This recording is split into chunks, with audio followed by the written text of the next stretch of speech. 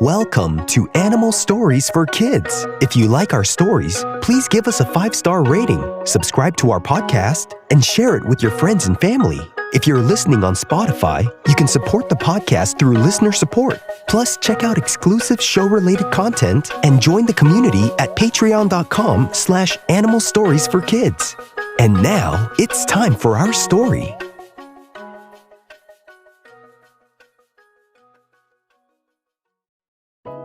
Once upon a time, there was an Arabian Sand Boa named Fatima.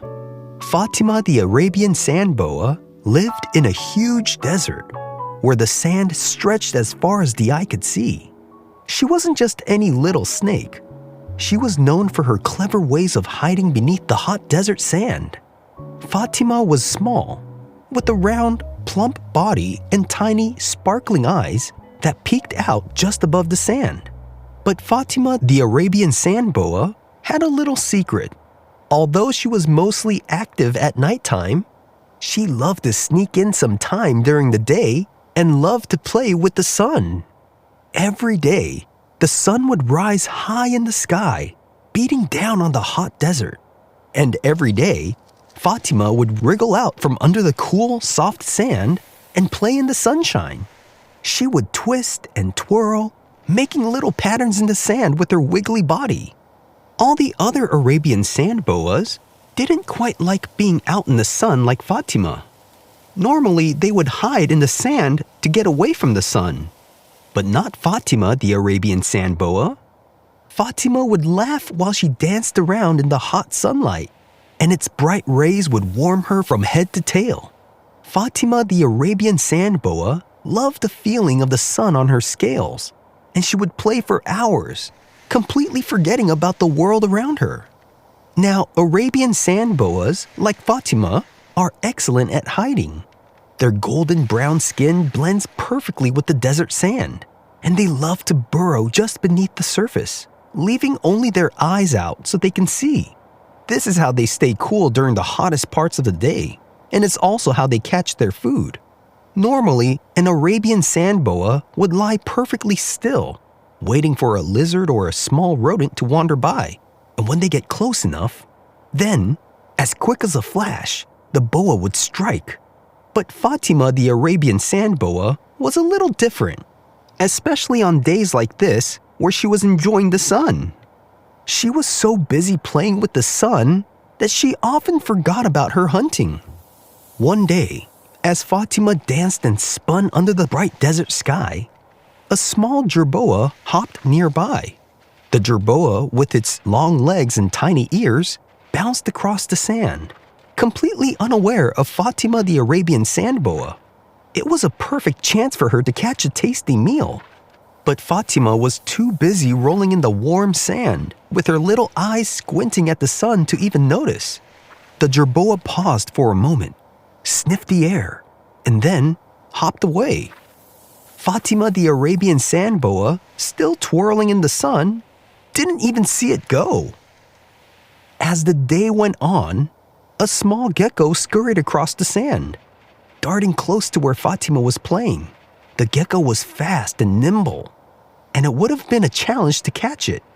But Fatima the Arabian Sand Boa was usually quite good at spotting her prey. Yet once again, she was far too busy squiggling in the sunlight, enjoying the way it warmed her back. She laughed and spun, feeling the warmth on her scales, and completely missed the gecko as it zipped past her. The sun was getting higher and higher in the sky, and the desert was growing hotter by the minute. Most of the animals had already found a shady spot to hide from the heat. Even the sun seemed to be slowing down, its rays becoming lazier as the day grew hotter and hotter. Fatima the Arabian Sand Boa should have been hiding too. Normally, she would burrow deep beneath the cool sand when the desert got too hot. But she was having so much fun with the sun that she didn't even notice the rising temperature. She kept playing, her tiny eyes squinting happily in the sunlight, unaware that the sun was urging her to take a break and cool down. As the day went on, the sun's rays became even hotter, and Fatima, the Arabian Sand Boa, finally began to feel a little tired. She stopped her playful wriggling and looked around. The desert was quiet now. The animals had all found their shady spots, and Fatima realized that she hadn't caught a single thing to eat all day. "Oh dear," Fatima whispered to herself. "I've been so busy playing that I forgot to find a meal to eat." Just as she was about to burrow into the sand, a soft voice called out from behind a nearby rock. "You've been wriggling and rolling in the sun all day, Fatima." Fatima, the Arabian Sand Boa, lifted her head in surprise and spotted a small desert gerbil peeking out from behind the rock. The gerbil had been watching her, its tiny whiskers twitching in amusement. "You should really be looking for some shade and some food, not just playing," the gerbil said kindly. Fatima narrowed her eyes playfully. "Well, I can go inside the sand anytime instead of finding shade, and maybe I'll start my hunting right now. You're small, quick, and tasty looking," she teased, inching towards the gerbil. The gerbil giggled and shook its head. "Oh, no, you don't want to eat me. I'm much too fast for you, Fatima. Besides, there's a plump lizard not too far from here that would be much easier to catch." Fatima, the Arabian Sand Boa, tilted her head and said, "A lizard, you say?" "Yes," the gerbil replied, nodding eagerly, hoping that Fatima doesn't choose to eat it instead. "The lizard loves to bask in the sun, kind of like you, except it stays still, and it's actually not paying attention right now because it's focused on the sun. Kind of like what you were doing when you were playing in the sun. It would be a quick and easy meal for you." Fatima chuckled and flicked her tail and said to the gerbil, "You're right. You're much too fast and clever for me today. But tell me, why were you watching me all day instead of hiding from the sun like the other animals?" The gerbil scampered a little closer, still keeping a safe distance from Fatima. "I was curious," it said. "You were playing with the sun so much that you forgot to do what's important, like eating and resting. We all need fun, but we also need food and energy to survive. If you don't eat, you'll get too tired to play tomorrow." Fatima, the Arabian Sand Boa, thought about this for a moment and realized the gerbil was right. She had spent so much time playing that she had forgotten about the other important things in her day. "You know," Fatima said with a soft smile, "you're much wiser than I expected. I'll go look for that lizard you mentioned and make sure to eat, so I can play with the sun again tomorrow." The gerbil grinned and gave a little squeak of approval. "Exactly. Balance is key. There's plenty of time to play, but don't forget to take care of yourself too." With a friendly nod, the gerbil dashed off, glad that it was still alive and that it was able to give Fatima some good advice, and it disappeared behind a sand dune. While Fatima, the Arabian Sand Boa, now much wiser, wriggled through the sand in search of the lizard. The desert was full of both fun and survival, and from now on, Fatima knew she could have the best of both worlds. And so, Fatima learned that while playing with the sun was wonderful, taking care of herself was just as important. And as long as she had a healthy body, a full belly, and a happy heart, she would always be ready to play and hunt again the next day. And the Arabian Sand Boa lived happily ever after. The end.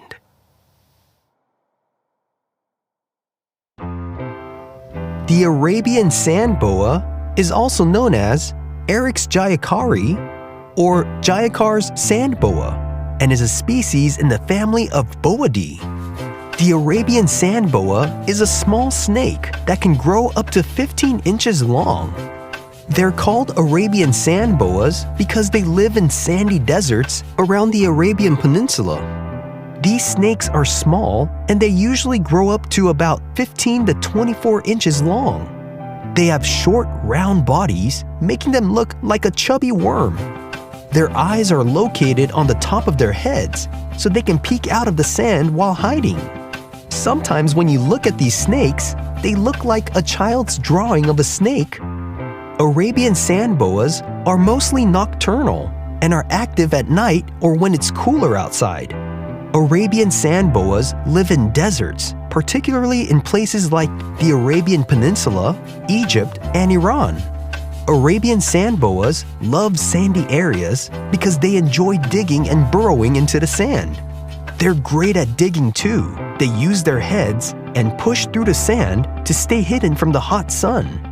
When it gets too hot, they burrow under the sand to stay cool, and they often come out at night to find their food when it's cooler, when the temperature isn't as hot.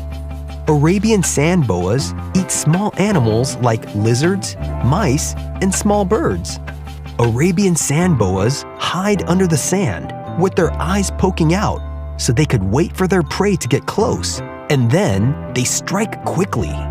After catching their food, they swallow it whole, which can take a long time. Arabian sand boa's sandy color helps them blend into the desert, making it hard for predators to spot them. They are very patient hunters and can stay hidden for a long time, waiting for their prey to come by. Arabian sand boas move slowly and don't slither really fast like some other snakes. They push through the sand at their own pace. Baby sand boas, called hatchlings, are around 7 to 10 inches long when they're born. The Arabian sand boa is one of 3 boas that actually lay eggs. Arabian sand boas can live for many years, especially in areas where there's plenty of lizards and small animals to eat. Arabian sand boas are non-venomous and are typically safe around humans. The Arabian sand boa, which is also named Jayakar sand boa, was named Jayakar sand boa after Atmaran S.G. Jayakar, an Indian surgeon and naturalist. Arabian sand boas are yellowish gray or sandy brown speckled and can have white flecks and banded dark marks on them. Have you seen a real-life Arabian sand boa before? If you have, where did you see it? If you want to write to us, ask your parent to email us at animalstoriesforkids@gmail.com and tell us what you think of our stories. We would love to hear from you. Thanks for listening to Animal Stories for Kids. If you like our stories, please give us a 5-star rating, subscribe to our podcast, and share it with your friends and family. If you're listening on Spotify, you can support the podcast through listener support. Plus, check out exclusive show-related content and join the community at patreon.com/animalstoriesforkids. Until next time, bye!